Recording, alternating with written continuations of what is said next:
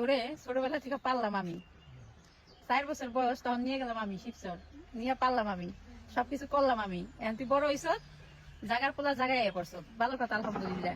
কিন্তু তুই আইসা কামাই করে যে সবার আগে তুই মার্কেট করে দিলি তোর ফ্যামিলি সবাই।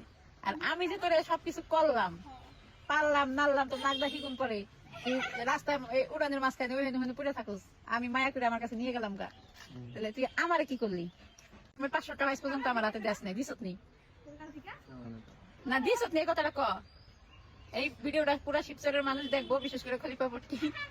আমি এই জন্য ভিডিও গিফট পেলাম না। তোর মনের এইখান থেকে কি আমার দিকে কখনো মায়া লাগে না যে আমার ফুফু তো আর তোর মায়ের তো হয়ে গেছে, আমি তো দ্বিতীয় মা, তাহলে তুই মানে আমার জন্য কি মানে আমার কোনো মায়া মহব্বত লাগে না? এই যে স্বাক্ষর থাকোস, কোনো সময় আমার একটা ফোনও দেস না, তোর কি মায়া লাগে না? ক, উত্তর দে, উত্তর দে, উত্তর দে, উত্তর দে।